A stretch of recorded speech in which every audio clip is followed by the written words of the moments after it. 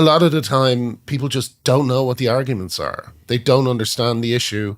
They think they hear weird things that don't sound true, and it's like, well, they are. I'm afraid it is happening, and that's why we're getting into trouble, because we're addressing very high stuff with very high stakes. If I have been told by families that I have stopped girls taking testosterone and boys, going through surgery. I have been told by some families that they were able to say, the writer of the IT crowd thinks this is all nonsense, and introduce it that way. And if even one of those stories is true, that's it for me. I'm so happy to be doing it, And the guy from The Office as well, he's helped with that. The guy from The Office, Gervais, yeah. Well, yeah, he's just kind of dipping his toe in, really. I mean, I don't know. His entire specials, the last two, have been entirely translated. No, you're right. Sorry, he doesn't get the same flack though. This is another one, as you and JK. Maybe people again don't. It's because of what you said. He doesn't. He's not really seen as a lefty. Exactly. Although again, he's animal rights. He's a feminist. I think he is really. Maybe Gervais gets away with it because he's just so.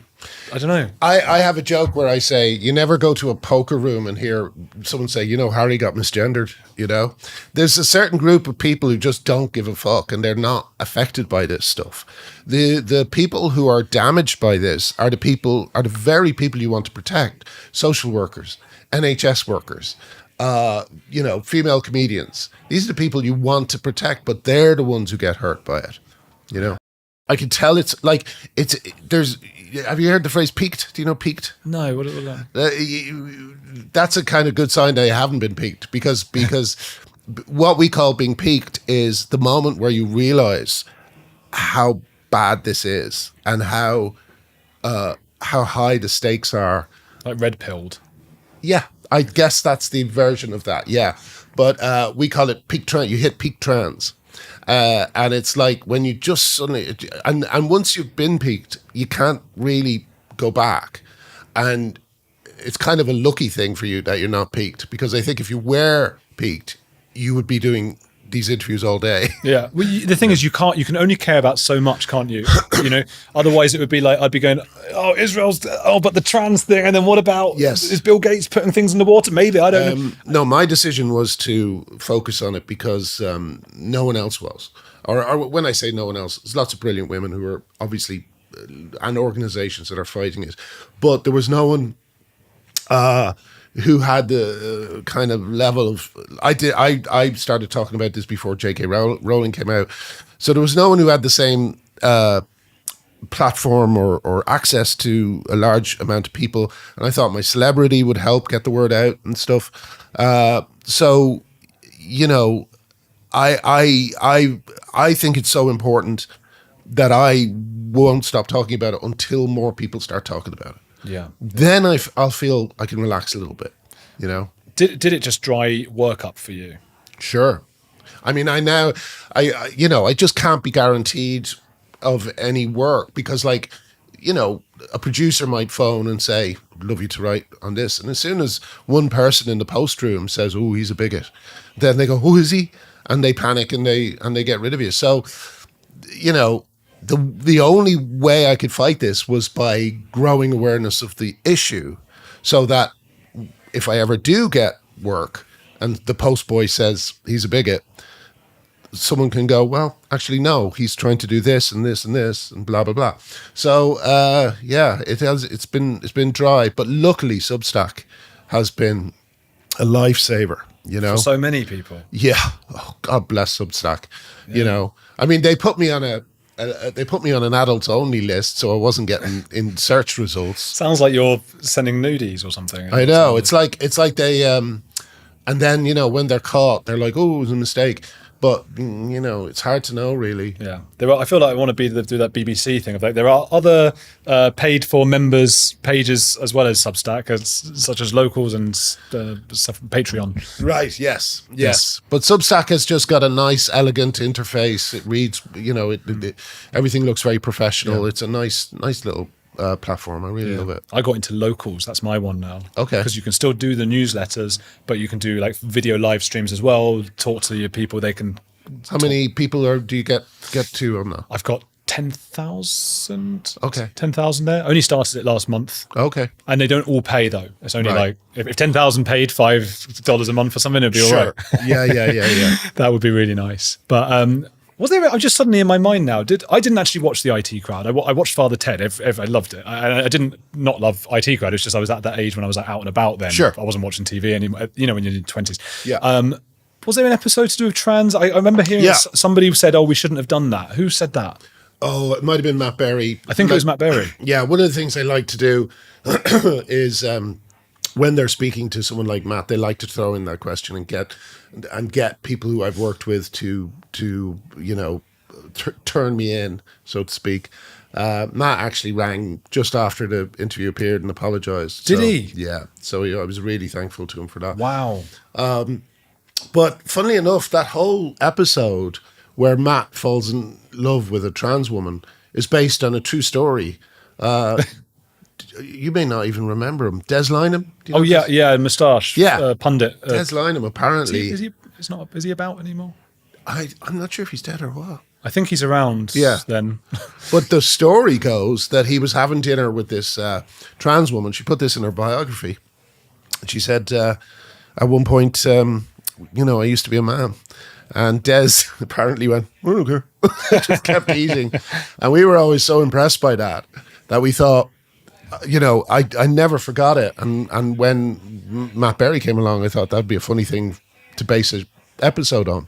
That I can see. I should watch the IT Crowd, really. Yeah, I mean, I know that the actors there are just my favourite comedy actors of all time. So I don't know why I haven't yet. Yeah. But Richard Ayoade, Matt Berry, Chris. It's them at their funniest, Christ, they're so good, those guys. And I can imagine Matt Berry doing that. Yeah. The voices he does. He's hilarious. But Matt has to protect himself and got kind of, had to make this statement. But if you watch the episode, it ends with him howling her name because he realizes he kind of lets her go and he realizes what he's lost. But they ignore all that stuff and they focus on something they can use to portray you as a bigot, So it is what it is. JK Rowling's book, apparently, there was a cross-dresser in the book and they used that as well. Apparently it had very little to do with the narrative. Absolutely. It was just someone put on a woman's coat or something. They are desperate for dirt against her, and none of it stands up, She's like impeccably good-natured. Everything she says about trans people is very generous and compassionate. But it doesn't matter, She stepped outside of the permitted viewpoint. Yeah, the woman who made a point of saying Dumbledore was gay in her mind is now a bigot. The woman who was beaten in the street by a man. Just beggars. But that's what really gets me. Do you know her? Are you friendly with her? Have you met her? No. She's kind of she rose her own hoe, if that's a phrase. It just sounds like you said her name in a different way. Sounds like I called her a hoe, which is terrible. No, she never really particularly engaged with me on this. Okay.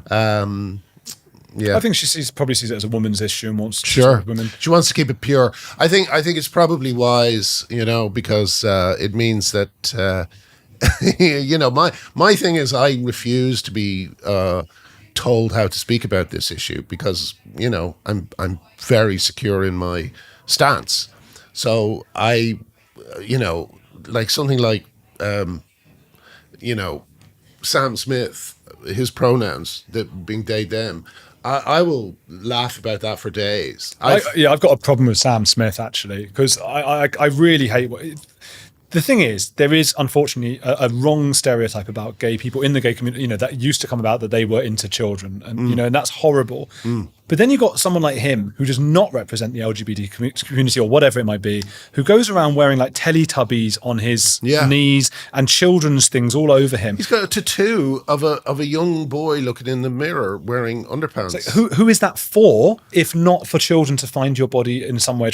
I really have a problem with Sam Smith. Yeah. Well, like he seems extremely influenced by what you quote unquote queer culture. And queer culture is based on a lot of very dodgy academic, you know, people like John Money, who was an awful abuser of children, and Michel Foucault, who Oh you yeah, know, yeah, for sure. and a lot of other people who seem, to say the least, kind of laissez-faire about relations between adults and children. You It's the know, far left, isn't it? A very extreme side of the left. yeah, it's about destroying boundaries. You know, it's like you know the thinking seems to be that our world is too heteronormative, and we need to destroy boundaries between male and female, between child and adult, whatever it happens to be, to make the world more equal or something. But it doesn't really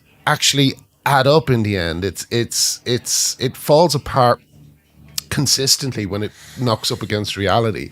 It's great for a bit of academic masturbation, but it's not like it's not a way to run a society. Yeah, it's university stuff. You're absolutely. It's the right term that you used there. Yeah. Okay, would you ever? I mean, Frasier just came back. Would you ever bring back IT Crowd? I know Father Ted, obviously, unfortunately, the actor passed away.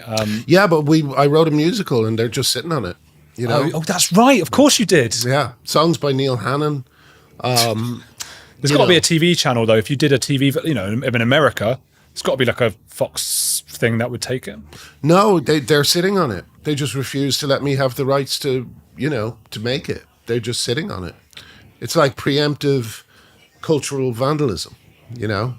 And like, you know, I don't know what they're waiting for. I mean, I keep thinking this, I must do this, but I must put in my will that they're not allowed to make it if I die, because I think that's what they're waiting for. And they'll change bits or what, you know, take out Yeah, their I'm heart. going to put it in my will. You're not allowed. You're Yeah. not allowed to have it, you know? Where and when can people get your book, Tough Crowd? Oh, yeah, just the usual places. Amazon, go into bookshops. You know, sometimes, as I say, you sometimes get a problem with activist book sellers hiding copies. So just keep asking, and yeah, use Amazon if all else fails.